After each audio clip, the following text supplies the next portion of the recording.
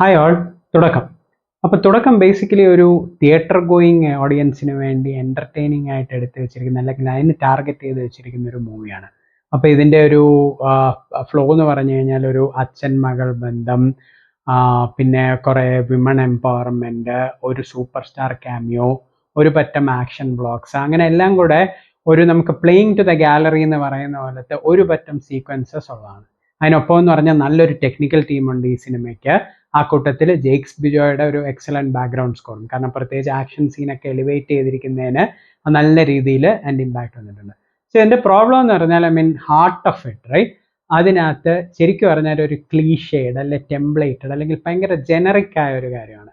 കാരണം അതിൻ്റെ കഥ ആ ഒരു രീതിയിലാണ് ഡിസൈൻ ചെയ്തിരിക്കുന്നത്. പിന്നെ ഇതൊന്നും പോരാഞ്ഞിട്ട് ഒരു പറ്റം ഓവർ ഡ്രമാറ്റിക്കും ഓവർ എക്സാജറേറ്റഡ് സീക്വൻസസ് ആണ്. കാരണം ഇതിനകത്ത് ഇപ്പോൾ ഒരു റിഡംഷൻ ആർക്കൊക്കെ ഉണ്ട് ഈ സിനിമയ്ക്ക് മൊത്തത്തിൽ. അതിൻ്റെ ഡെപ്പിക്ഷനും ആൾക്കാരുടെ ആ മുഖം പോകുന്നതും അതിൻ്റെ എക്സ്പ്രഷനും ഒക്കെ വെച്ച് കഴിയുമ്പോൾ തന്നെ ആ ടെംപ്ലേറ്റഡ് അല്ലെങ്കിൽ ക്ലീഷയുടെ ഒക്കെ ഒരു അൾട്ടിമേറ്റ് ഇതാണ്. പിന്നെ അതേപോലെ തന്നെയാണ് ഇപ്പോൾ വേറൊരു എക്സാമ്പിൾ പറഞ്ഞു കഴിഞ്ഞാൽ ഇപ്പം ജിബിൻ ഗോപിനാഥിൻ്റെ ക്യാരക്ടർ എഴുതിയിരിക്കുന്നത്.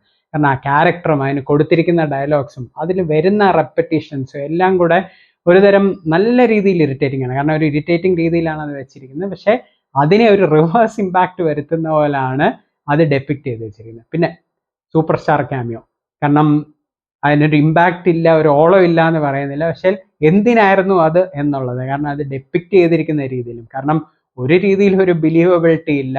കാരണം ഈ പ്ലോട്ടിലോട്ടോ അല്ലെങ്കിൽ അതിനോടോ ചേർന്ന് അങ്ങനെ ഒരുപാട് വാല്യൂ ആഡ് ചെയ്യുന്ന രീതിയിലാണോ അത് എടുത്തിരിക്കുന്നതെന്ന് ചോദിച്ചാൽ ഒട്ടുമല്ല.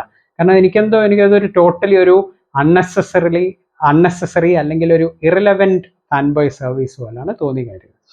അതൊക്കെയാണ് മൊത്തത്തിൽ ഇതിൻ്റെ പ്രശ്നങ്ങൾ പറഞ്ഞു കഴിഞ്ഞാൽ തോന്നുന്നത്. പിന്നെ പെർഫോമൻസസ് എടുത്തു കഴിഞ്ഞാൽ ഇപ്പോൾ വിസ്മയ മോഹൻലാൽ ഒരു ഡീസെൻ്റ് എനഫ് ഡെബ്യൂ എന്ന് പറയും. കാരണം അങ്ങനെ ഒരുപാട് ആ റോള് ഡിമാൻഡ് ചെയ്യുന്നില്ല, പക്ഷെ പുള്ളിക്കാരി നല്ല ഡീസെൻ്റ് ആയിട്ട് ചെയ്തിട്ടുണ്ട്. എസ്പെഷ്യലി ഫൈറ്റ് സീക്വൻസസ്, കാരണം അതാണ് ഇതിൽ മെയിൻലി ഡിമാൻഡ് ചെയ്യുന്നത്. അത് നല്ല രീതിയിൽ ചെയ്തിട്ടുണ്ട്.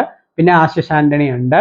കാരണം ഒറ്റ ഡയലോഗേ മൊത്തം സിനിമയിൽ പറയുന്നുള്ളൂ, കാരണം അതിൽ മെയിൻലി ഡിമാൻഡ് ചെയ്യുന്ന ഒരു മെനസിങ് ലുക്ക് അത് നല്ലപോലെ വന്നിട്ടുണ്ട്. പിന്നെ മൊത്തത്തിലൊരു ഇമ്പാക്റ്റ് ക്രിയേറ്റ് ചെയ്യുക ഒരു സിംഗിൾ എക്സ്പ്രഷൻ വെച്ചിട്ട്, അതും പുള്ളി നല്ല രീതിയിൽ ചെയ്തിട്ടുണ്ട്. പിന്നെ veteran actors Saikumar, Manoj K ജയനൊക്കെ അവരുടെ പാർട്ട് നല്ലപോലെ ചെയ്തിട്ടുണ്ട്. പിന്നെ ബോബി കുര്യൻ, പുള്ളി നല്ലൊരു അഡീഷനാണ് വില്ലൻ റോളായിട്ട്, പ്രത്യേകിച്ച് പുള്ളിയുടെ ഡയലോഗ് ഡെലിവറിയൊക്കെ. അപ്പം മൊത്തത്തിൽ പറഞ്ഞു കഴിഞ്ഞാൽ തുടക്കം എന്ന് പറഞ്ഞാൽ ഒരു പ്രോപ്പർ 16+ ഫാമിലി ഫിലിമാണ്. കാരണം ഇറ്റ് ആസ് എ ഡയറക്ടർ, അതായത് എന്ത് ടൈപ്പ് ഓഡിയൻസിനാണ് ടാർഗറ്റ് ചെയ്യുന്നത്, ഏത് രീതിയിലാണ് പടം എടുക്കുന്നതെന്ന് നല്ലൊരു ഐഡിയ ഉള്ള ഡയറക്ടറാണ് എന്ന് തന്നെ അത് കാണുമ്പോൾ നമുക്ക് വളരെ ഈസിലി മനസ്സിലാവും. പക്ഷേ quality wise I don't think so it's anywhere up to the mark to being a recommended film or even raving about it at any point of time. So, thank you.